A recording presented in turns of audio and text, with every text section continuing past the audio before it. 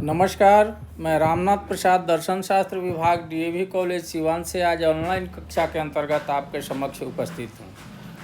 आज की कक्षा में हम लोग एमए सेमेस्टर 1 के लिए भारतीय नीति शास्त्र के अंतर्गत ब्रह्म विहार की अवधारणा पर विचार करेंगे। ब्रह्म विहार की अवधारणा बुद्ध घोष कृत विशुद्धि मार्ग में आता है। विशुद्धि मार्ग को बौद्ध दर्शन में वही स्थान प्राप्त है जो वेदांत दर्शन में भगवत गीता को प्राप्त है। बुद्ध घोष ने विशुद्धि मार्ग में बौद्ध दर्शन में के त्रिपिटकों में निहित, अनुपिटकों में निहित और अट्टकथाओं में निहित मूल अवधारणाओं को सूत्रबद्ध करने का प्रयास किया है। उन्होंने संक्षेप में बौद्ध साधना की व्याख्या करने का प्रयास किया है। जैसा कि हम लोग जानते हैं कि बौद्ध दर्शन का उद्देश्य निर्वाण की प्राप्ति है और यह निर्वाण की अवधारणा सम्यक दृष्टि से प्राप्त होती है।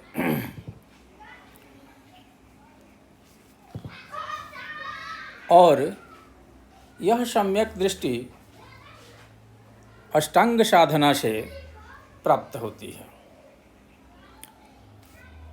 जिसे हम लोग समाधि के नाम से जानते हैं। बुद्ध घोष के अनुसार समाधि कुशल चित्त की एकाग्रता है।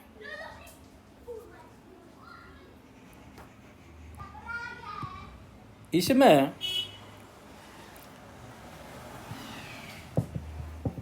बौद्ध दर्शन का अनूठापन हमारे समक्ष आता है। बौद्ध दर्शन एक अनूठा नैतिक दर्शन है। यह एक अनात्मवादी, अनीश्वरवादी, क्षणभंगवादी और साधना परक दर्शन है। यहाँ आदर्श जीवन के लिए अष्टांग साधना का प्रावधान है। यह सम्यक दृष्टि, सम्यक संकल्प, सम्यक वाक, सम्यक कर्मांत, सम्यक आजीव, सम्यक स्मृति, सम्यक व्यायाम और सम्यक समाधि के रूप में हमारे समक्ष आती है। सम्यक समाधि कुशल चित्त की एकाग्रता है जो हमें जीवन के तथ्यों के प्रति स्वतंत्र सम्यक दृष्टि प्रदान करती है। यह 8 अंगों वाली ध्यान की प्रक्रिया जिसे रूप ध्यान और प्रक्रिया है जिसे रूप ध्यान और अरूप ध्यान 2 स्तरों में बांटा जाता है। यह एक अनवरत ध्यान की प्रक्रिया है जो पहले अस्थायी होती है और बाद में अस्थायित्व को प्राप्त करती है। पहली अवस्था को उपचार समाधि और दूसरी अवस्था को अर्पणा समाधि कहा जाता है।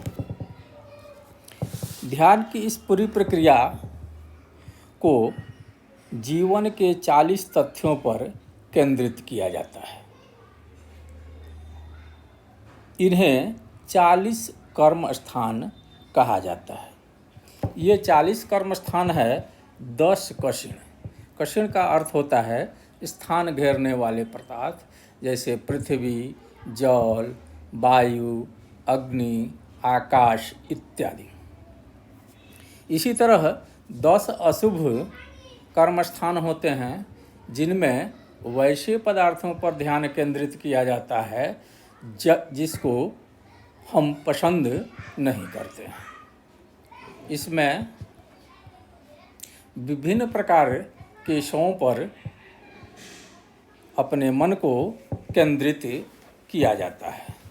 इसी तरह 10 अनुस्मृतियों पर ध्यान केंद्रित किया जाता है और फिर इसके बाद अवस्था आती है जिसमें हम 4 ब्रह्म विहार पर अपना ध्यान केंद्रित करते हैं, 4 ब्रह्म विहारों के बाद 4 आरूपी, एक संज्ञा, एक व्यवस्थापन पर हम अपना ध्यान केंद्रित करते हैं।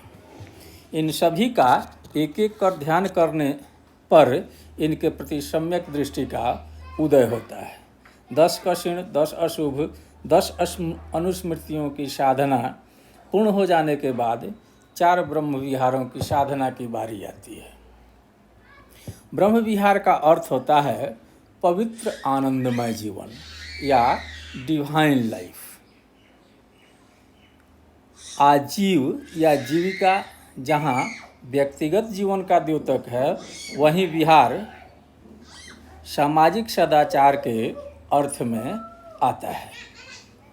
मनुष्य के व्यक्तित्व में स्वार्थ और परार्थ 2 प्रकार की भावना होती है, परंतु स्वार्थ की भावना ज़्यादा प्रबल होती है, जिसके कारण मन में 4 प्रकार के मल पैदा हो जाते हैं।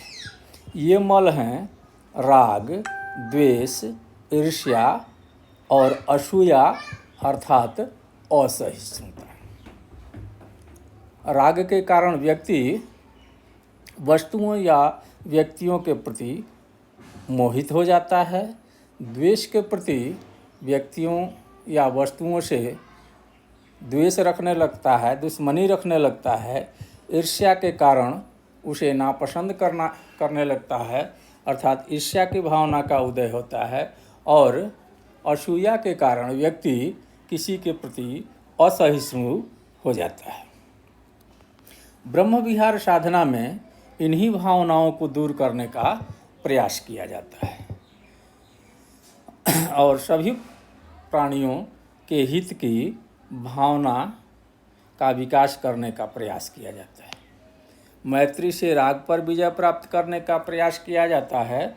करुणा की साधना से द्वेष पर विजय प्राप्त करने का प्रयास किया जाता है। मुदिता की साधना से ईर्ष्या पर विजय प्राप्त करने का प्रयास किया जाता है और उपेक्षा की साधना से असहिष्णुता पर विजय प्राप्त करने का प्रयास किया जाता है। इस तरह ब्रह्म विहार 4 हैं: मैत्री, करुणा और मुदिता।